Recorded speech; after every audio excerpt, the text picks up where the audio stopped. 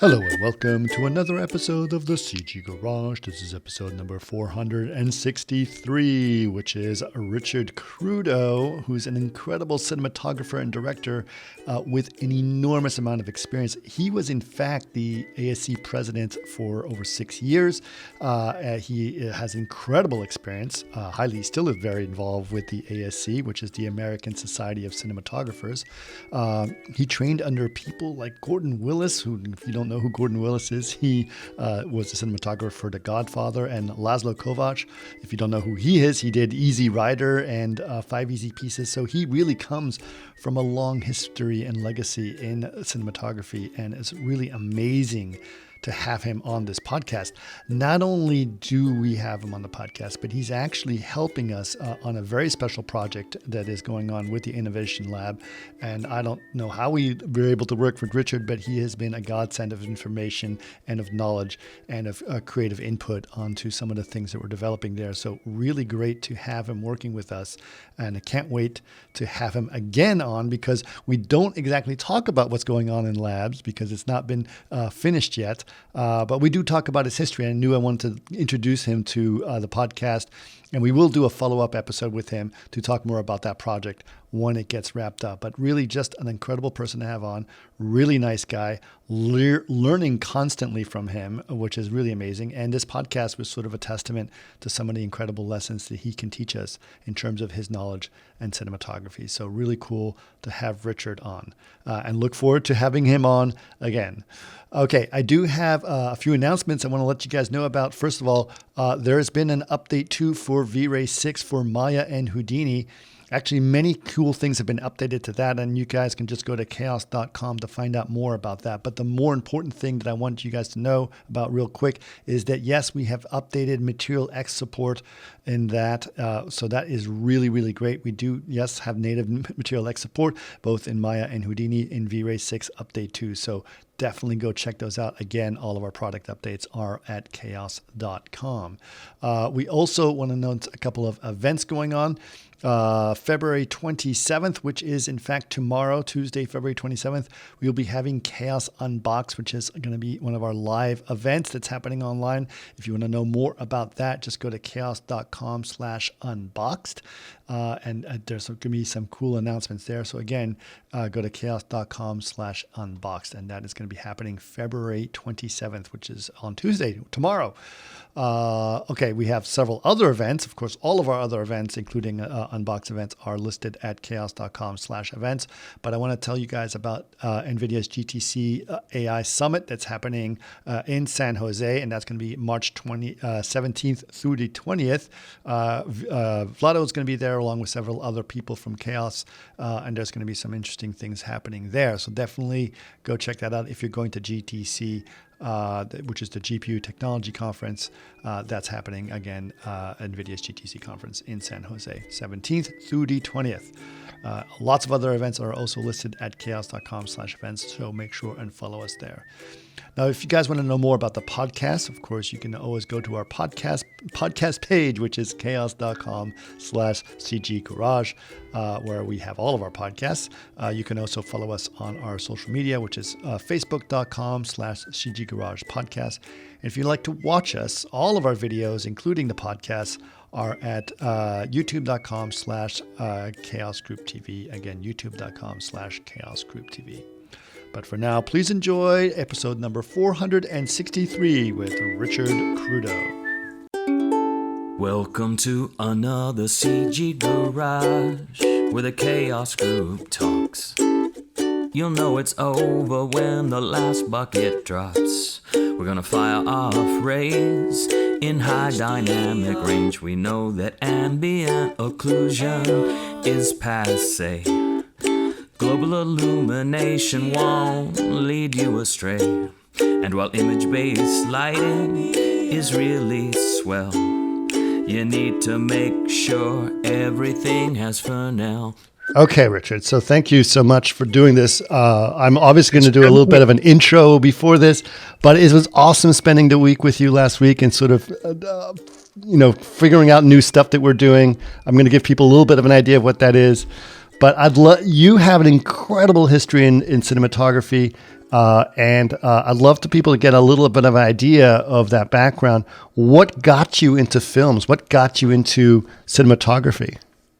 You know, I was the luckiest guy in the world because I basically stumbled into it. I wasn't one of those kids who I liked movies like we all did as kids, but I wasn't one of those people who were obsessed by it, knew what they wanted to do from 10 years of age. Hmm. I was in college and I was really more at that time obsessed with baseball. And I really I wouldn't say I was aimless. I was looking for an aim. And things like law school and things like that didn't appeal to me. And I took a film course, and the teacher was also a writer director of commercials in New York. And a few months later, he was doing a shoot and needed some help. And he said, "Who wants to make $100?" I said, "Sure, I'll come in and move some stuff around." And I was introduced to a set just like that. And I saw the camera sitting on the dolly, and the camera guys were a cool bunch of people. And I hung in with them a little bit. And the seed was planted. And I continued to do that sort of thing, PA work, and then gravitated towards the camera department. And it was basically one foot in front of the other. I was taken by it very quickly. And it hit me just at the right place and the right time. And I found that I liked it very much. I had a little proclivity for it, and it really ignited a passion that's lasted a lifetime. If I had to give you a step-by-step plan to try to relate to another person, like here's how you should do it, I would be the Yes. exactly wrong person to ask. It was really just one foot in front of the other and looking for opportunities and trying to better yourself each time out. And I became an assistant cameraman and worked a lot in that capacity and just went up through the ranks, basically. So you just basically started off as a PA on set, and then slowly, I Yeah, guess the camera sort of appealed to you, right? yeah, yeah. And it was in New York. I grew up in New York, and it was I had no, it's best that I was ignorant to the challenges ahead. I really had no idea what I was facing or where it was going to lead.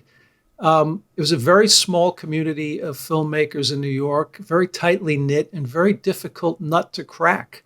I Hmm. really don't know how I did it, except my head probably was harder than the nut I was trying to crack. Just stuck to it. And I was so into it and obsessed by it then at a certain point where it was all I was interested in. And I just became a sponge for all of it. And I was highly motivated and highly energetic about it, but I was also highly ignorant to the process. What was it that did you have a bit of a technical background that sort of in terms of technology and stuff that sort of gravitated the camera as something that was interesting to you in that filmmaking process? Not at all. That's the funny thing. I mean, when I was a kid, I'd pick up the family Instamatic occasionally and take a snapshot. And Right. I was interested in photography on a certain level, but never to the point where I ever imagined this was something you could do with your life.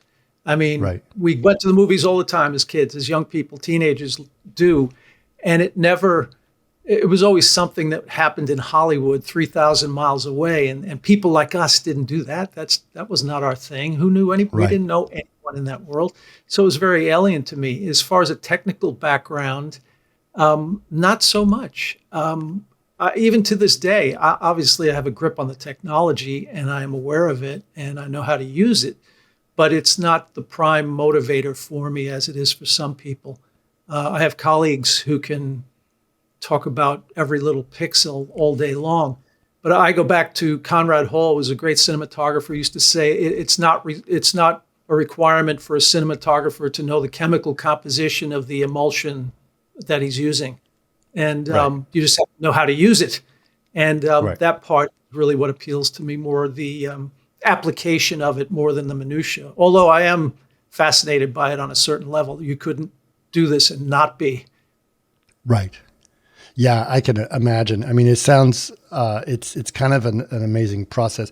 So it's just kind of interesting that I think like most people, when you're watching a movie at a young age, you don't think about the fact that there's someone behind that camera that's holding it, right, or that's manipulating it, right? No, no, most people, I think, even today, think the director does everything.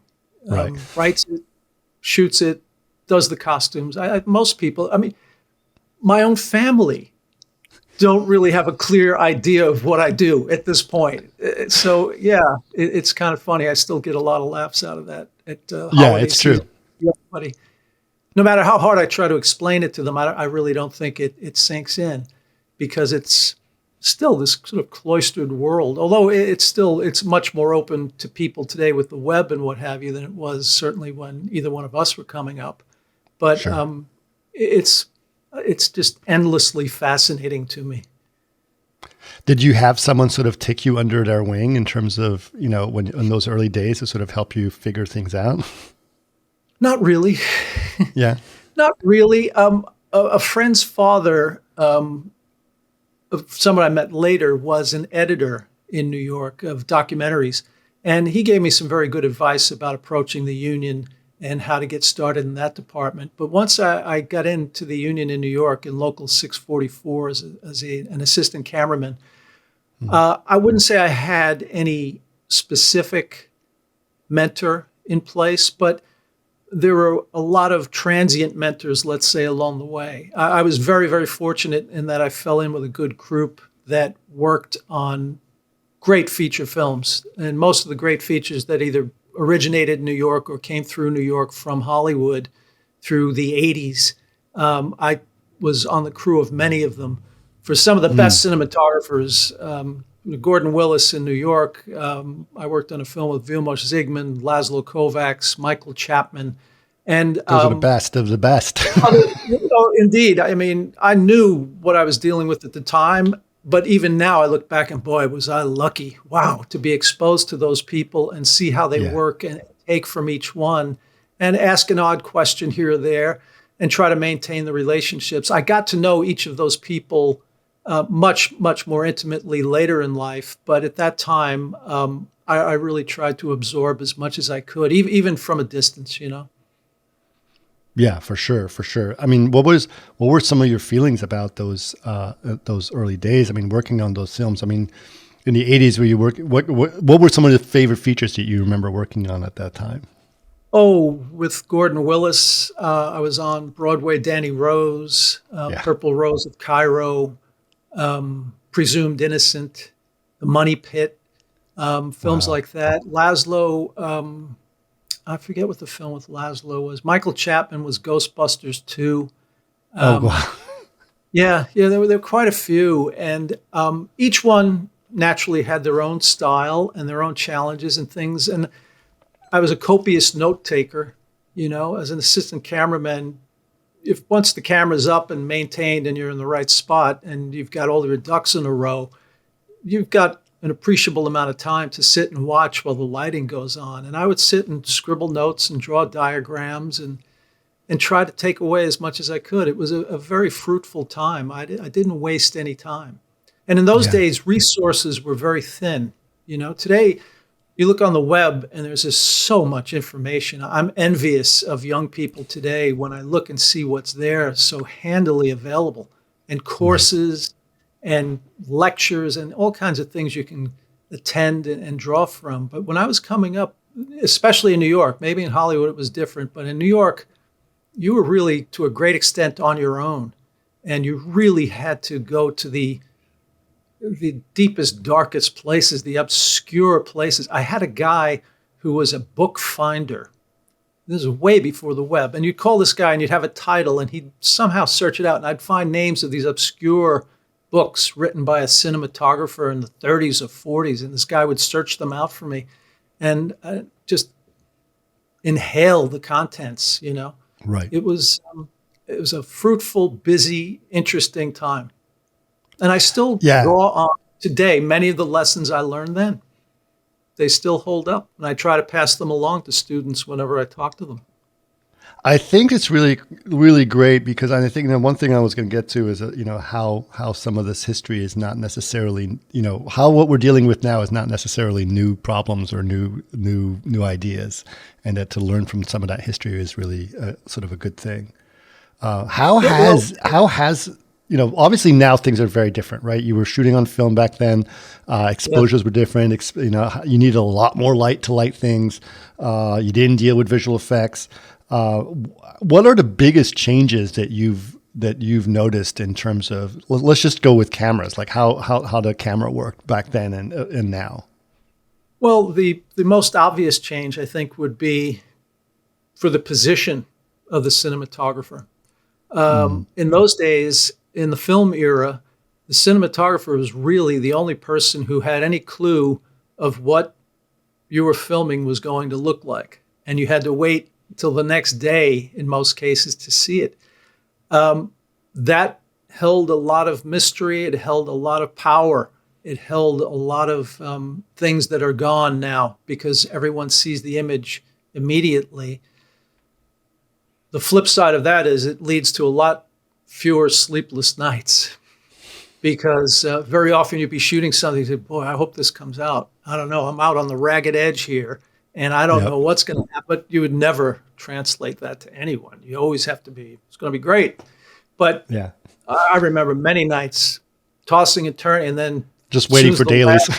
5 a.m., be at the lab at 5 a.m. to see it come right out of the developer with the dailies supervisor and watch it on the high speed and go, oh, thank God it worked, or it didn't, or I have to make an adjustment, or how are we going to fix this? But most times, I was very fortunate. Most times, everything worked out just fine. But nowadays, the cameras are so much more sensitive to light. You need so much less light. You see the results immediately, pretty damn close to what they're going to be at the end if you're doing it right. There is a great, great advantage to that. I can't think that I have no real nostalgia for the film era. On a certain personal level, I do, just because I experienced it. But I'm not one of those guys who would look back and say, "Oh, things were better then." There was a period during the transition in which I think the profession and the industry itself were really on the fence about how it was going to turn out.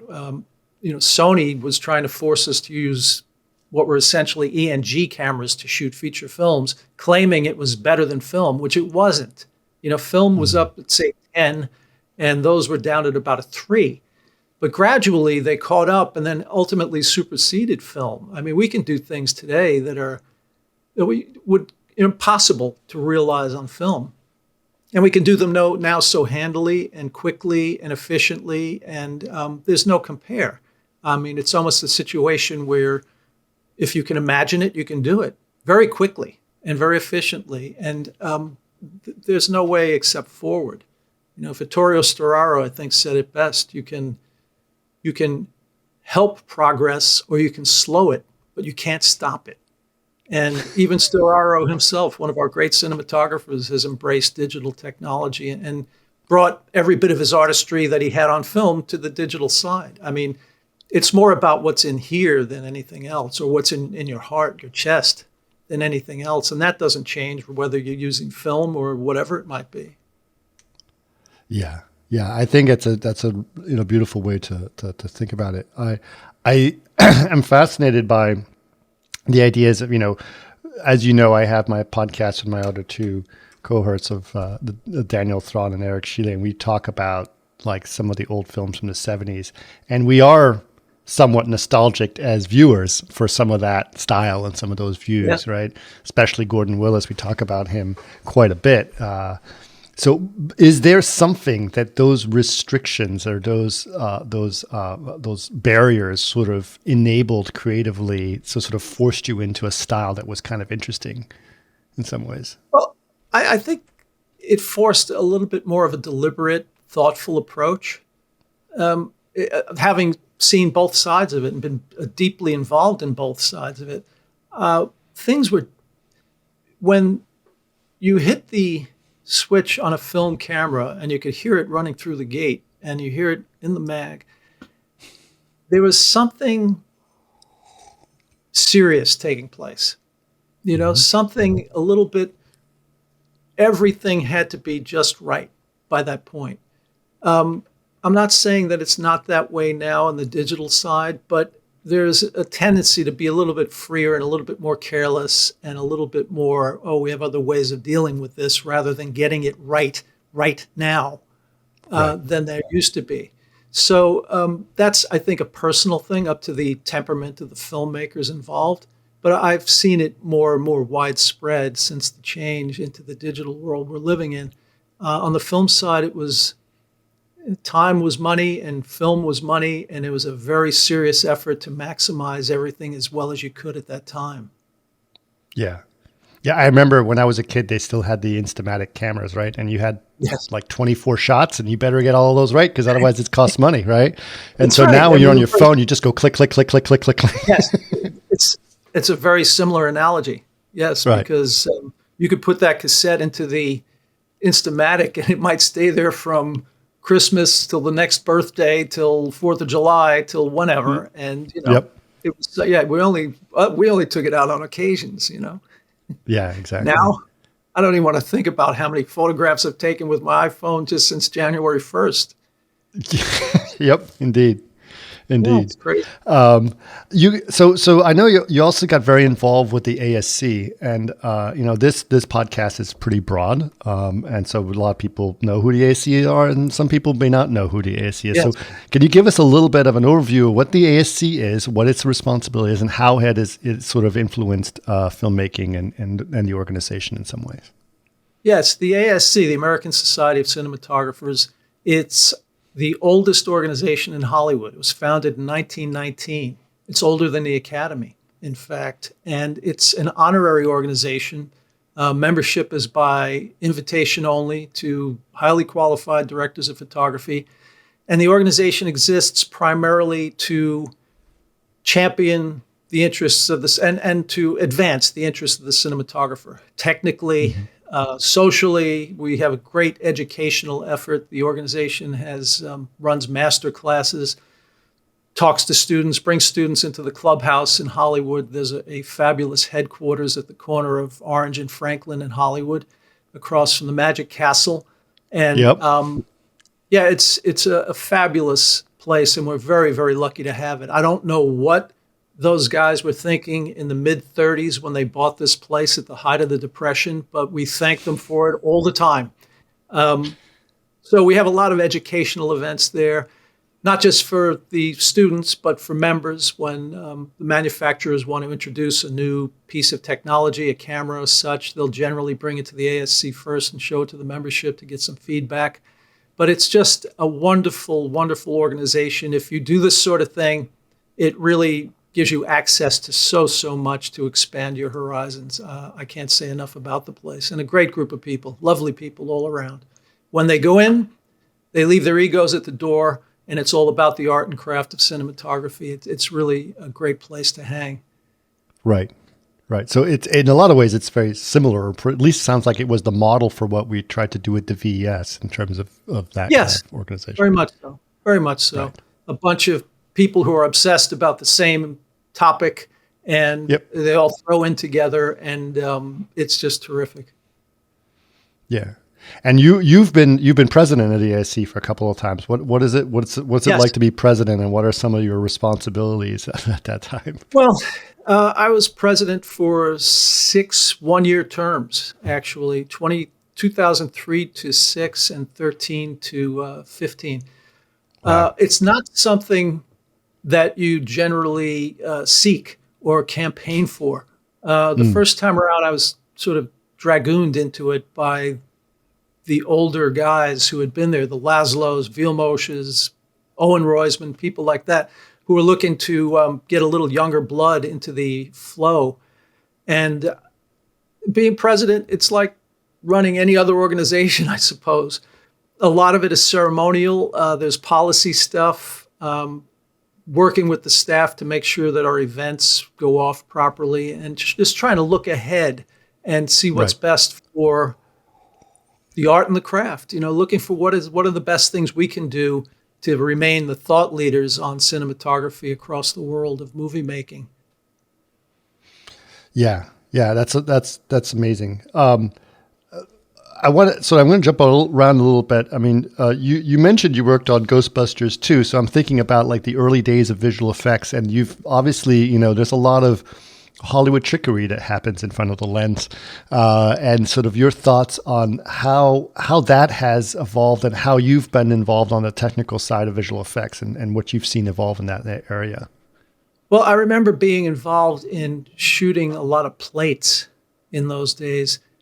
We'd always use a Mitchell camera, or at least a Panavision Panastar camera, because it had dual pin registration for extra steadiness in the gate as the exposure was made. And we were always so careful about measurements, lens height, distance from the subject, focus, time of day, sky conditions, every single variable you could possibly imagine. I remember being handed clipboards with forms that we'd have to fill out every single possible stat that would influence the shot in some way, and then handing it off to the special effects department. Everything was much more cumbersome, I think, in a way, compared to today. When special effects were going on, everything tended to stop and recalibrate for what they were doing, and all attention paid to that while that was happening. Whereas so much of what we do today, the effects just sort of organically grow out of what we're doing rather than being something that feels entirely separate and not fully integrated to the life of what you're doing in the moment. I think there's obviously, you were there doing some of the practical stuff, and people had to really think about everything that's going on.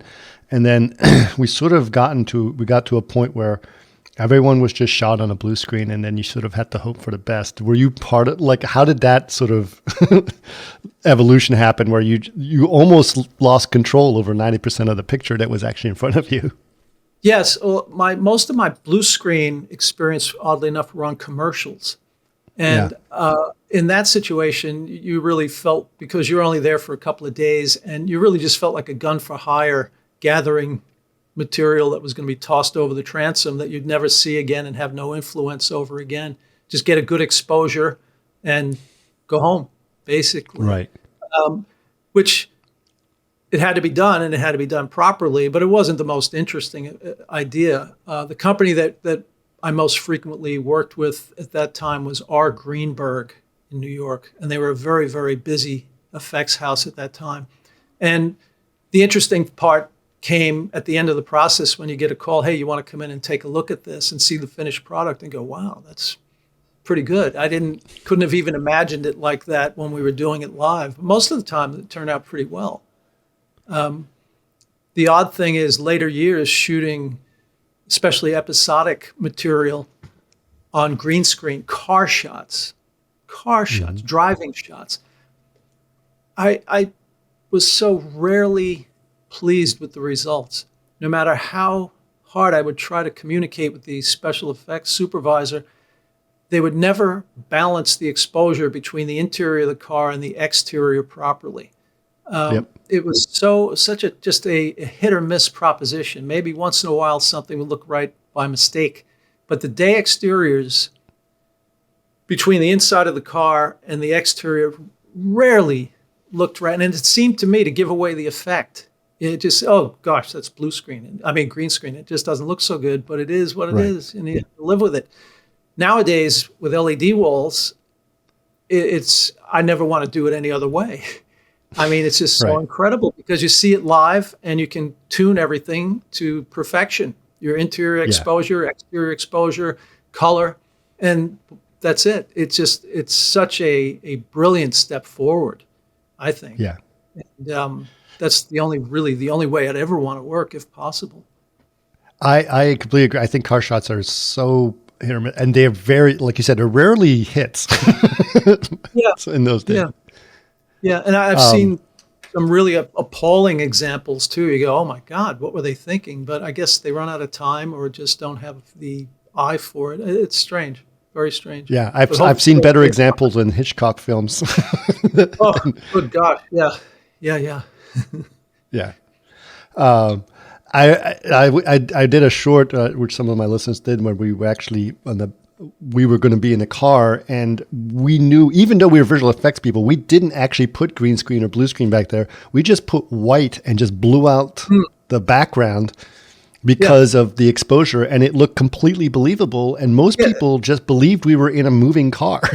Oh, sure. I've done that in a variety of situations where you say, just blow it out, and it works. Absolutely works. Sometimes it's better, in fact, than so green screen. Yep. And if you just cut back and forth to outside the car, inside the car, you feel that you saw what was outside in the car. Yes. It's a quick solution. It works across a variety of situations, not just moving cars and things like that, but especially if it's cutting quickly. It's one of our little tricks that we don't like to talk about. Yeah. Well, I think, it's very interesting. A lot of people don't realize how much DPs are involved in the filmmaking process. Like you said, your family doesn't even know what you do, right? But, having witnessed you as an DP, I know these things, but it's just a reminder to me, like you going to director and saying, are you sure you want to shoot it this way? Because in the edit, you're going to have to cross the line. So you have to think, as you're shooting, you're thinking about the edit. You're thinking about everything that's going on. It's not just about making sure it's a nice, pretty exposure, right? Oh, absolutely. Cinematographer absolutely has to think like an editor. Right. Probably the best one I ever saw in that capacity was Gordon Willis. His process, well, here's the thing. Some directors are very knowledgeable and can say, I want a 35 millimeter lens here. We'll take it from here to here. We'll pan, and then I'll be it. Great. That's terrific. Other directors are more actor or performance story oriented, and they'll leave more of those decisions or at least suggestions to the cinematographer. Gordon, well, in the days where there's a little background, the days when Gordon was working and Victor Kemper and Laszlo and Conrad Hall and those guys in the 60s and 70s, they were hired specifically because of what they brought to the show, not just because someone needed a cinematographer and he was available. Someone was available. He was the third guy on the list, and he said yes. They were hired for what they brought to the show that no one else could do. So in Gordon's case, he worked mostly with directors who wanted to lean on the cinematographer for the staging and the blocking and the shot compositions. So his way of working was to take I use my iPhone now and an app, but same idea, a Alan Gordon viewfinder, which gave you a variety of focal lengths within your aspect ratio. And the actors would rehearse, and he'd use the finder in collaboration with the director. How about we start here, frame up a shot with a 40 millimeter lens, let's say, and okay, that's one. And the assistant would trail with a piece of cross of tape, white tape, and a 40 millimeter lens. They'd measure the height, 37 inches from the ground, right here, shot number one, and go around and block the entire scene like that. In essence, shooting only what was necessary for the scene, not doing 5 wide shots, a close-up on everyone, and over the shoulder on everyone, breaking something out that, he shot. The beauty of his approach was, and I've tried very hard to adapt that, and I think I've finally gotten to that point, it was simplicity. And he said it took him 30 years to learn to be simple. And I understand that. When he said that when I was an assistant, I said, God, what's he talking about? When I started to do it, I understood it implicitly. It's very hard to be simple, and it takes a long time to figure that out, both aesthetically and technically. Mm-hmm. But he would always strive to keep things as simple as possible, use the fewest number of lighting units to get it done, impart the essential information to the viewer in the least obtrusive way. And that's how, and that goes back to thinking like an editor, because, editors very often will want you to shoot everything and every doorknob in the building. They can't have enough material. And I've worked in episodic television in which the order is to not so much to do the right thing, but to just do a lot of it, and let us figure it out later. And that's one approach, but not one that's terribly appealing both to do or to watch for the most part.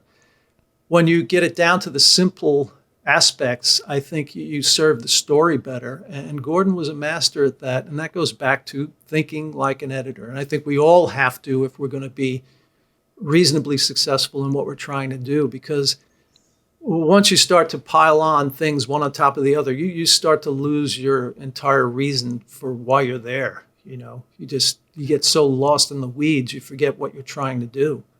And that's really what it's all about. I think that's brilliant. And honestly speaking, I think it sort of plays to the idea, like, we, especially now, as you mentioned, we get used to fixing it in post, right? Which is kind of not necessary. And post includes editorial, right? We'll just cover everything and then editorial will put it together. And that's sort of not fair to the filmmaking process because there's no intent to anything. There's no point of view, Right. There's no directorial intent. There's no point of view on the material. I mean, different compositions, different focal lengths, different whether to move or not to move, high, low, all of these things have meaning if you do it right to the story in terms of serving the story. And just to hose down a space, it's counterproductive. It's not good. Right. At the same time, something we've discussed actually specifically about Gordon Willis and the way that he worked is that he was doing things then that were, first of all, were never done and probably could never be done today, right? Like wasn't his nickname the Prince of Darkness? Like he made things really dark. Well, yeah, that's a little bit of a misnomer. He did shoot dark things, but not everything. Right. He wouldn't have that title unless there was something to play against it, something to give it a contrast, let's say. So he has dark sequences in many of his movies, but the movies as overall are not generally dark. They're dark when they're supposed to be dark and Right. bright when they're supposed to be bright. But we've gotten used to that now at this point in history. When he started doing that in the late 60s and early 70s, most notably with the Godfather films, it was earth-shattering. Nobody had ever seen movies lit like that before, and it really shook the industry up. We've accepted so much of that now. It's become absorbed into the culture. It's convention now.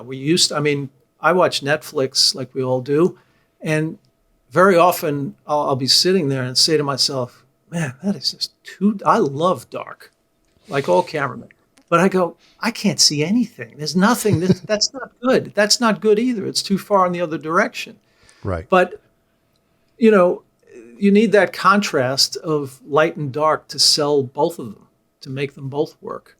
But that convention that we're used to now, it's not earth-shattering anymore. It's just, oh, that's all right. It's dark. We live with it. It's okay. But back then it was really quite something. He was so scorned by the mainstream Hollywood community because of what he had done and shaken things up in such a way that the old-timers just could not accept. I mean, the old-timers were, arcs and 10Ks and, a key light at 800-foot candles. I mean, you could cook a hamburger under those lights.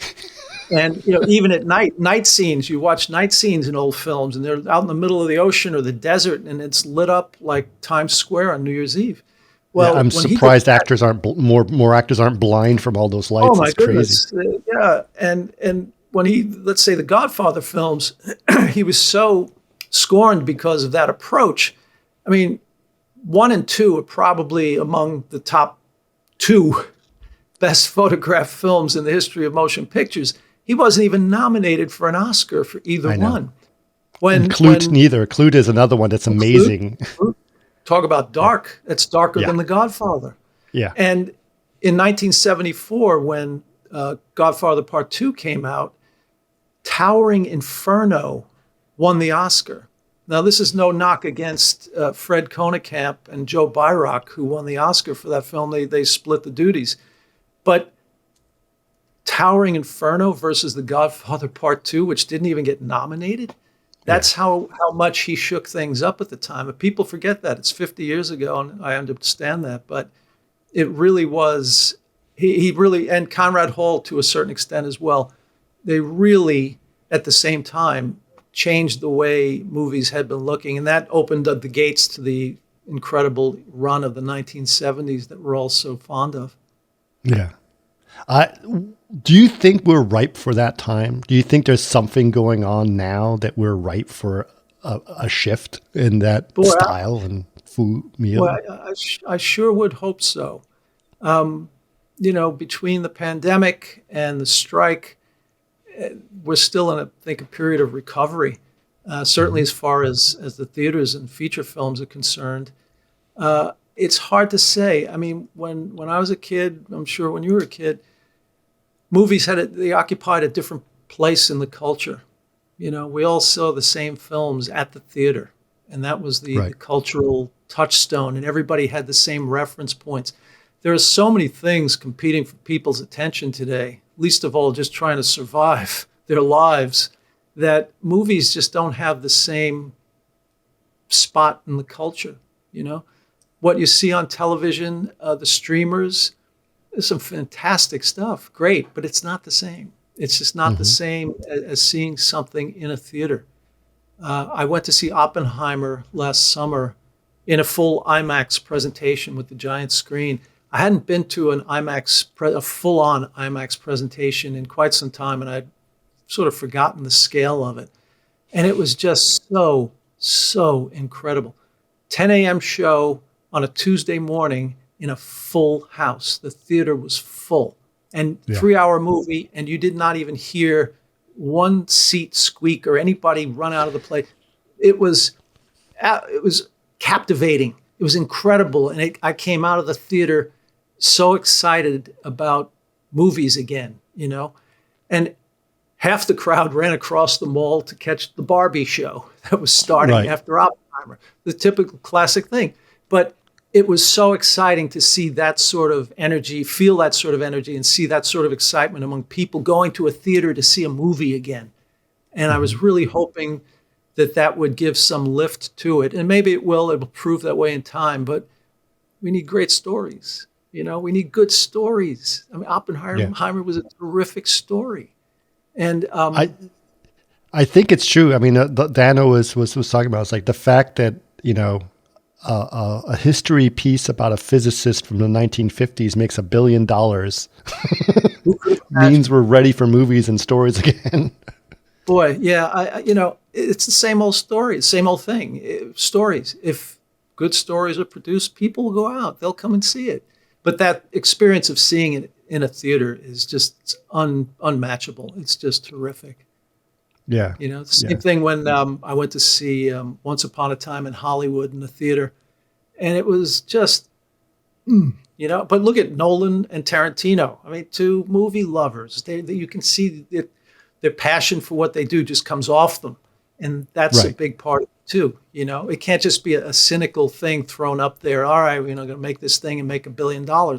No, it doesn't work like that. There is that intangible that is still there. It has always been there, but it's still there, maybe a little dormant now, but hopefully it'll come back to life. And boy, I would love to see that. I don't know where or how it would go. It'll be digital, that's for sure, and that's good. But man, the sooner the better. I think that a problem is that people are going to look, you mentioned Tarantino and Nolan, they're going to look at it, it's like, that's because they shot it on film. So now we just, you know, shoot it on film and it'll be better. No.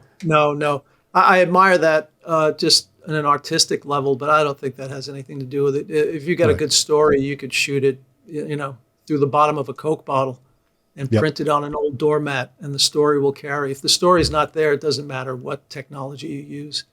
It has to be a good story, well told. You know, the funny thing that reminds me, Chris, talking to a lot of students, and I see young people all the time who have never shot film, they have this romantic notion about it. They're nostalgic about something they didn't really experience.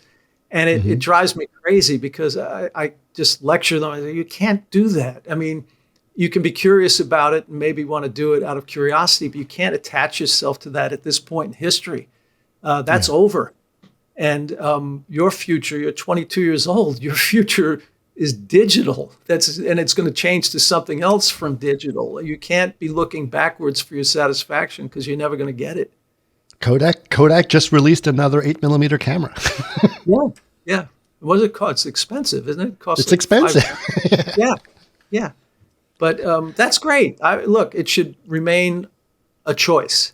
That's what it should do. Film should remain a choice, should be a viable choice, and it should stay there for as long as we make visual entertainment.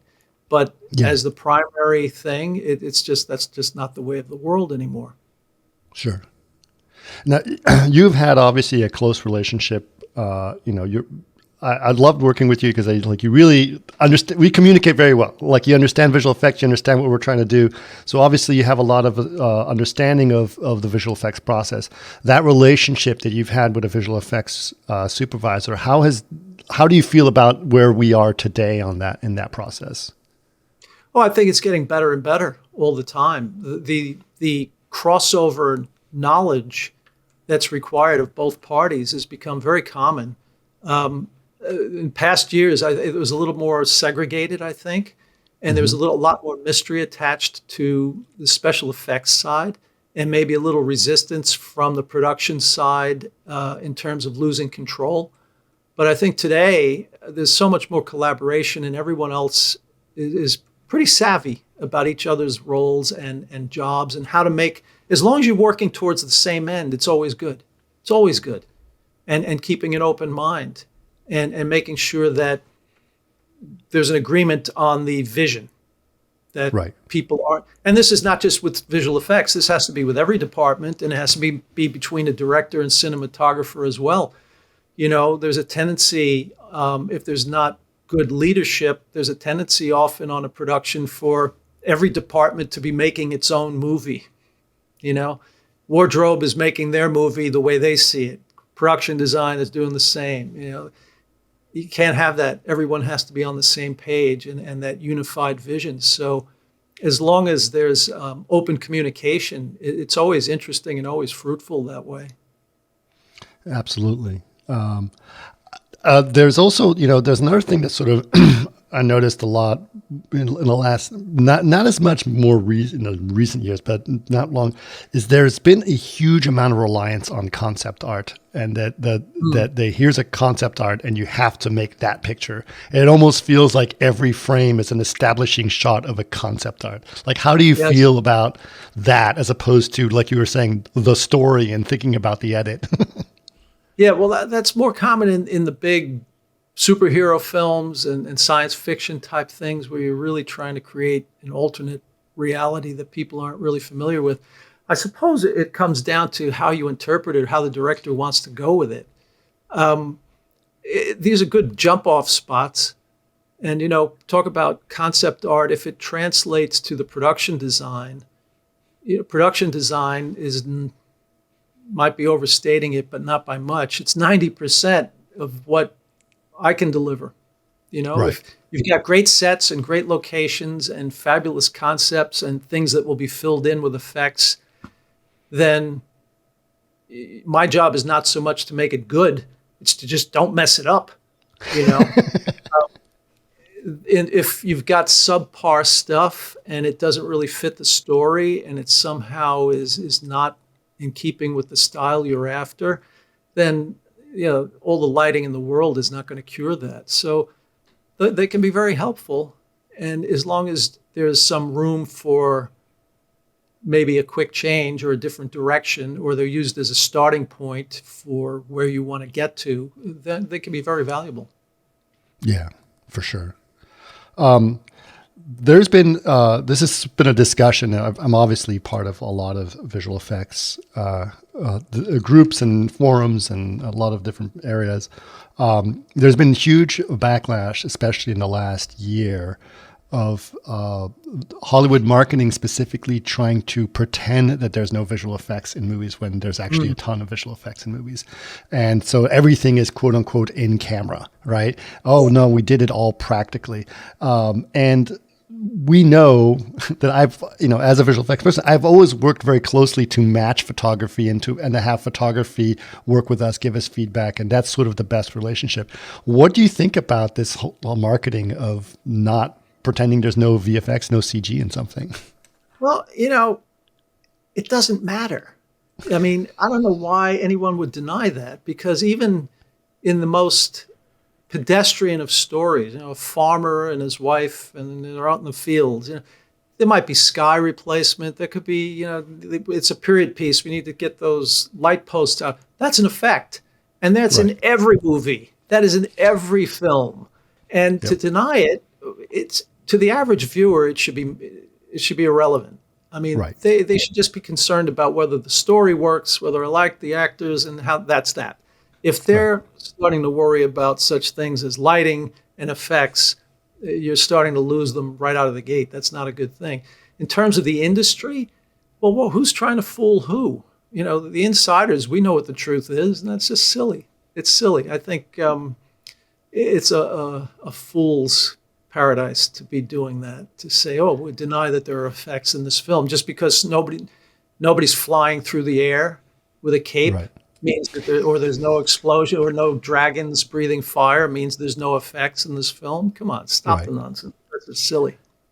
Well, we've actually seen footage, behind the scenes footage, where there was a blue screen in the behind the scenes and they keyed out the blue screen and replaced it with something else to pretend there was no blue screen in that shot. So they're putting effects to pretend there's no effects.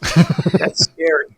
That's scary. Yeah. I know we live in a world of illusion, but that's scary. I don't know about that. What about, obviously, you mentioned like with the internet now, people are more savvy to be able to make their own films and to do different things. And obviously YouTube has become a huge, huge outsource of incredible content in a lot of ways that are happening. What do you think about independent filmmakers and their abilities today, and even independent visual effects, and how this can all happen? What are your thoughts on that? Well, it's the more people that have more access, the better. Right. Everybody has a laptop or a word processing program, but that hasn't given us one more Shakespeare, Right. Just by having this stuff out there is not a threat in any way to anyone. But the hope would be that it might reveal some talent that might not have gone discovered otherwise. In the old days, there were so many gatekeepers and so many hurdles to clear before someone got a chance to do something, to put something on film, even in a very small way. It was incredibly expensive, cumbersome equipment, time-consuming. You needed a lot of support and a lot of people. Today, that's not the case at all. Somebody with an iPhone can do something absolutely incredibly good, and that's terrific. So I know a lot of people in the beginning used to look at it as a threat, the idea of the democratization of filmmaking. I don't see it that way at all. As I said, everyone has access to a pen and paper. How many Picassos have we had? It doesn't work like that. Right. Hopefully the true talent will be revealed and the cream will rise to the top. But to have everyone to be able to have access is always a good thing. And there are so many great independent films that come out every year, independent productions. There's always a number of them that are interesting and worthy. And you would hope that in the old days, they would have been made by a studio or a major and released to a theater. But that's just not really the world we're in anymore, at least at this moment. Perhaps it'll go back in some fashion or form at some point, but it's just not where we're at right now in 2024. So the independents always seem to find a way. So, that's the thing. That passion somehow always seems to find a way and get them into the system somehow, however it gets out to the people that will ultimately see it, whatever audience will see it. Yeah, for sure. I remember actually in the early 2000s, my wife and I actually went to see John Waters talk, and we love John Waters. Yes. And it was around that time when the first HD camcorders were coming out, right? So it was suddenly possible to do like an HD image in a semi-affordable camera. And as people were saying, what do you think about the fact that these cameras are available and quote unquote, anyone can make a feature film? And his response was like, I think it's wonderful that everyone can make a feature film, but not everyone should. That's right. That's exactly correct. And the streets are littered with the bodies of the people who tried, who probably would have been better off, writing a novel. Right. But that's part of the process. That's part of the weeding out, and that's going to happen. And again, the audience dictates. They make the choice of what they want to see, and that dictates what we call a success these days. Yeah. And in light of that specific thing, obviously another big part of the discussion, especially as you know, in the VFX and CG world that I live in, there's a huge concept of the threat and or opportunity of a lot of the AI tools. What is the perspective? How does that sort of work with what you're thinking of? Like, how does AI sort of represent either threat or opportunities on that side of things? Well, I don't know yet how it's going to translate itself just in a day-to-day practical way in terms of what cinematographers do. What is a little spooky is the notion that you will be able to ask your AI to give me a 90-minute film about such and such, and I want it shot in the style of Roger Deakins. And bang, there it will be. I've seen short examples of that type of thing, and it's incredibly good. And I don't know. That does not bode well on a certain level, but it might, in another way, it might harken back to the human touch, where I said Gordon Willis, Victor Kemper, those people, they were hired at that time because only they could deliver the type of thing that they did in the way that they did.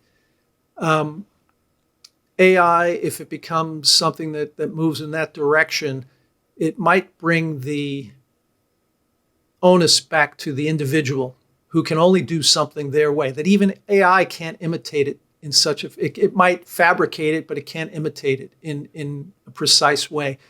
Almost like, I think I may have said it to you the other day, Navajovians on the set. I think I said to someone about where there's a mistake woven into the fabric specifically to remind that a human hand did this. It's not so perfect after all. Yep. And mistakes and things that we see in films, some of the older films that I love, they're filled chock full of little things that I notice, and very few others, I'm sure. Maybe another cinematographer, maybe you might notice. But you go, there's the human touch. In Citizen Kane, there's a shot where the camera is moving into the library behind, I can't remember the actor's name, but the actor who is, he's about to go into the archive about Kane's life, and he's walks through the door and the camera's following him in. And just as the camera's about to cross the threshold of the door, you see a shadow of the map box on the left side of the doorway going through. The camera that was used to shoot that is sitting on display at the ASC clubhouse right now, but with the very map box that created that shadow. But every time I see that, I'm reminded this is the greatest film, universally acknowledged as one of the greatest films ever made by one of the greatest cinematographers who ever lived, Greg Toland. And here is a mistake, an absolute mistake. The average individual will not see it, I promise you. They will not flag it. But I know exactly what it is. You can see the shape of the map box, and I've seen it in 1,000 films, not least of which my own from time to time. And there's a mistake in one of the greatest films ever made by one of the greatest cinematographers ever made, and it humanizes that film even more for me. I can see those people and feel them and know that their handprints are on this, and genuine, living, breathing people actually made this at one point in history. And that, to me, is fascinating. Oh, that is so exciting. And maybe with AI and what's coming, what's here, maybe things like, not necessarily that, but things that will indicate the human touch will become of greater value. So there might be an unintended fabulous dividend to all of this, because the more humanity we can get out of these things and the more we can associate real people with them, the better. The better. Yeah. I think, by definition, AI can only do things that it already knows, that's already been done, right? So if it's going to imitate a Roger Deakins film, it's because it can see Roger Deakins film, and we've all acknowledged that we love Roger Deakins, right? So same with Gordon. When Gordon Willis was doing what he was doing, the reason it was so controversial is because no one had done it before. So there's no way an AI could do that because no one's done it before. Yes. But right? yes, but the notion of people, the more I do this and the longer I go on in my career, is the more that I treasure the experiences I have with the people I'm working with. And that wasn't always the case, but it really has become the case for me. And I always feel that each time out, I'm trying to get more of that into whatever it is I'm doing. And sometimes it can be in a very abstract way and sometimes a little bit more overt. But that really has become important. And maybe it's just a byproduct of maturing. But it is something that I think is very important that I hope doesn't get lost as things become even more further, as technology moves further along. I just hope that that's not something that gets lost in the shuffle. Yeah, I hope so as well. So we obviously, I'll let people know, but we've been looking at stuff with you in terms of in-camera visual effects and LED walls. Do you think there are more opportunities for collaboration between the computer graphics world and cinematographers that are coming up in the future? And how do you see that future happening? Well, there certainly are more opportunities coming as the technology becomes more prevalent. I think it won't be long, and we'll be doing so much more in the volume and with LED walls, and that's a good thing. What would be important, though, I think, would be to get the cinematographer involved earlier in the process, as early in the process as possible. Yep. I think that would save time and a lot of going up blind alleys. That's the case in most every situation in prep, in pre-production. Forget about the technology, just starting right out of the gate. The sooner you can get the cinematographer there is the more time and money I think you'll ultimately save. You can save everyone a lot of distraction and aggravation by just getting right to the point and knowing what the requirements are and being conversant with the technology on set as well as the technology that gets the material onto the LED or onto the volume. I think the sooner the better, and the more open that collaboration is, would be the better for all parties involved. Yeah, I think it's a really good thing. I mean, before in camera visual effects, I was a lot VFX supervisor, but I also most of my background was in lighting, which was basically the digital version of a cinematography. And my job was to try to guess what the cinematographer did and mimic it CG so that I can match everything and make sure those worlds are in the same place. I never actually communicated with a cinematographer because it was always like, it was shot, just here's the plate, match it, right? Yeah. And it was kind of a challenge. And it wasn't until I was doing a car commercial where the director hired a cinematographer. It was an all CG car commercial, but the director hired a cinematographer to be a consultant for us on how to light things. And we basically used, digital Fisher lights everywhere, and we did all these things. But he made us add something that was great. It was a shot close up on a bumper of the car as it's kind of moving forward.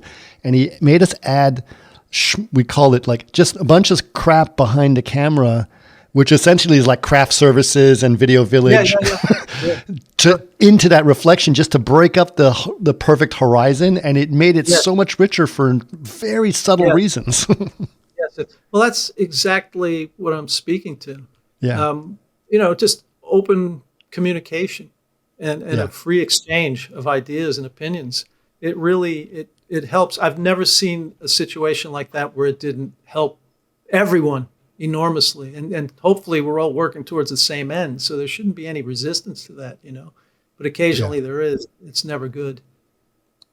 Yeah, I think there's opportunities really for, especially now that we're looking at trying to do visual effects as soon as we can or in actual production, to opportunities for companies like the ASC and even the VES to sort of come together educationally speaking and educate each other on everything we're doing so that we can make that communication even stronger in some ways. Yeah, yes. Well, the technology committee at the ASC, which is headed by Curtis Clark, they do a very good job of reaching out and bringing people in.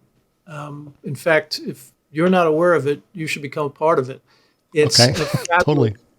It's a fabulous group of people, and they do great work in that respect. And it's all about finding the common ground and keeping the creative intent sacred, but finding the common ground for everyone to contribute to that across the borders of departments and different crafts. So, I agree with that 100%. That's very good. Awesome. Well, listen, like I said, we'll probably do another episode with you. I know I'll let people know that we're obviously working on a project together, but we'll get people more detail about that as we come on the other side of it. But thank you so much for sharing your history and giving us your point of view. It's always wonderful hanging out on set with you and geeking out about this stuff. I know. We could go really deep if we let ourselves, but I hope this is accessible to everyone. And thank you for the opportunity. It's fun.